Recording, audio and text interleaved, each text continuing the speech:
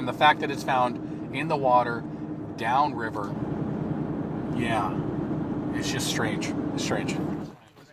So we're organizing a search for Jack and Lilly Sullivan. We are relying on community members to come and join those efforts. Just now, the RCMP has confirmed a new and strange discovery in the disappearance of Lilly and Jack Sullivan, and it's already forcing investigators to re-examine parts of the timeline they once felt confident about.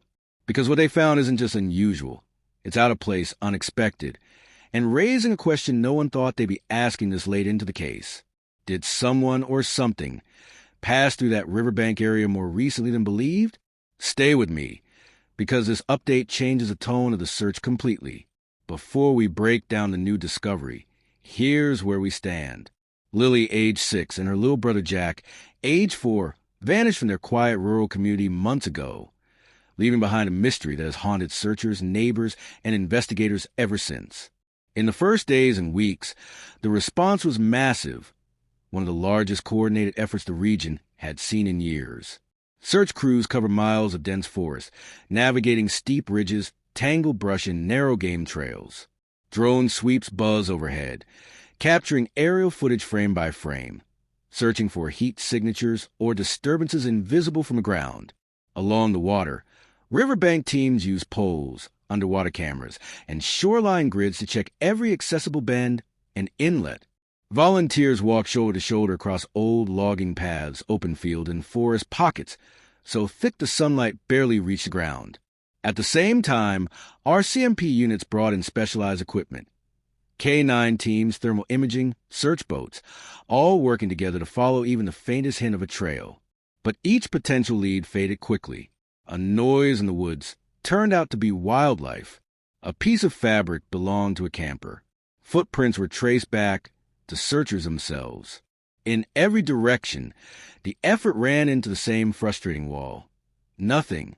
That was the most painful part, the absence of direction. No clear path away from the house.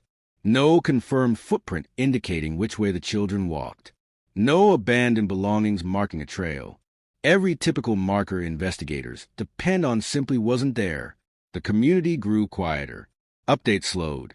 Weeks passed, then months. And as the summer faded into fall, the case seemed to settle into a cold, unchanging silence. Until now. This new discovery doesn't solve the mystery, and it doesn't answer the hardest questions. Not yet. But it breaks the stillness. It interrupts months of uncertainty with something tangible, something grounded in the physical world rather than in speculation or hope alone. It adds a fresh clue to a case that felt like it had stopped breathing.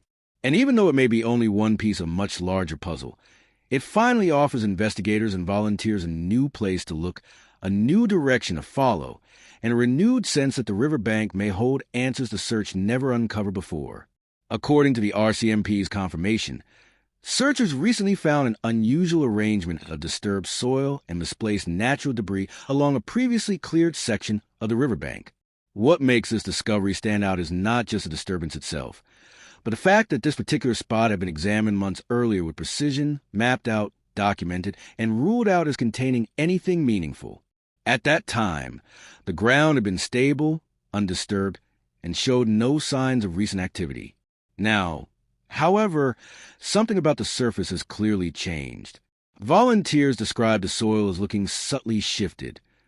Not dug up in an obvious way, but disrupted just enough to break the natural patterns of the area. Small stones were slightly relocated, fallen twigs were angled unnaturally, and patches of soil showed compression inconsistent with normal foot traffic. Even the layering of dried leaves appeared rearranged, which is unusual in a place with minimal recent weather events. These small details on their own might seem minor, but together they form a pattern that search coordinators couldn't ignore. What's even stranger is that the disturbance doesn't match the kind of marks normally left by animals or weather.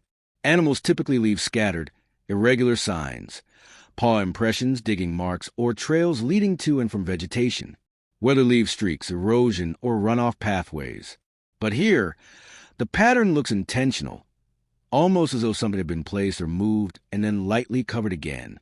It suggests a brief interaction with the ground, not a heavy action, but a purposeful one. RCMP investigators were careful with their wording, emphasizing that no one is calling it evidence yet. They're not drawing conclusions, not forming theories publicly, and not labeling the disturbance as connected to Lilly and Jack. But they did confirm something important. The change is significant enough to re-examine the area in detail. That statement alone signals that whatever shifted the soil happened after the initial search, meaning it is recent, possibly within weeks or even days. And in a case where every missing detail matters, this fresh sign of movement, subtle as it is, could represent the first genuinely new lead in months. Why is this small detail causing so much discussion?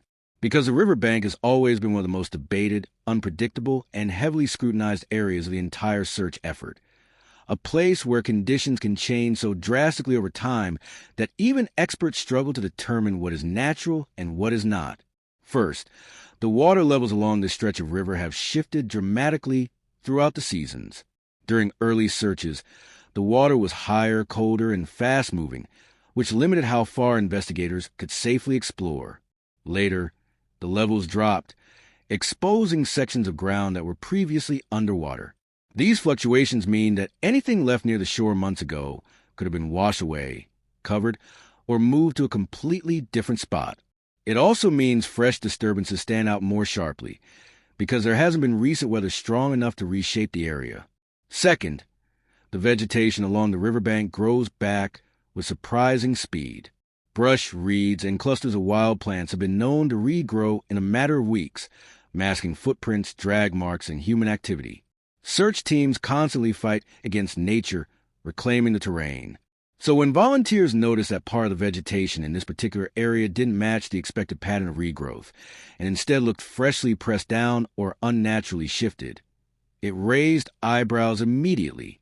And third, natural shifts in riverbank environments often behave unpredictably. Soil can settle, sand can shift, and debris can move slightly without anyone touching it. But these random changes usually form messy, irregular patterns. What was found here, a subtle but noticeably organized disturbance, doesn't align with typical natural reshaping. That contrast is exactly why this tiny detail is creating a much larger conversation among search coordinators, investigators, and the public. So to have new activity in a section that was already cleared and documented months ago leads to a crucial, unavoidable question. Was this simply another natural change, or is it a sign of human presence? Investigators aren't making assumptions. They aren't pointing fingers or jumping to conclusions. But the fact that they are returning to the site with renewed attention, new tools, and a tighter focus tells you everything. Something about this disturbance is unusual enough that it cannot be dismissed. It's subtle, but it could matter. Within hours of the confirmation, volunteers and locals began speaking openly about something this case hasn't had in a long time: renewed hope. People who have been part of the search since day one said the update felt different. Not dramatic, not conclusive, but meaningful. For a case that has gone months without a clear direction, even a small shift can bring massive emotional weight to the community. The RCMP, however, is maintaining a steady and cautious stance.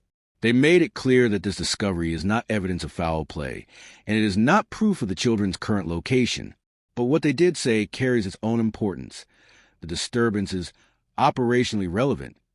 That phrase means a finding is significant enough to influence how and where search teams operate next. It doesn't confirm what happened, but it changes the shape of the investigation moving forward. Because of this, the next steps are already being put into motion. Additional drone scans will sweep the newly flagged area from multiple heights and angles. More shoreline checks are being planned, focusing on places where natural erosion or movement could reveal new traces. Interviews with residents who live near the river will be expanded, especially those who may have noticed unusual activity or changes in the landscape during the recent weeks.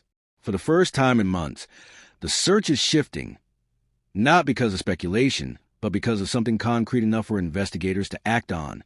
So what does this strange discovery actually mean? Here are the three possibilities investigators are quietly considering. 1. Natural shifting of soil due to weather or wildlife. 2. Delayed revealing of a previously unnoticed detail. 3. Recent movement by a person passing through the area. Unrelated or significant. Any of these could be true, but until the RCMP completes their renewed sweep, One thing is certain. This new detail has reopened a location many thought had no more answers. And if it leads to even one more clue, the entire direction of the case could change.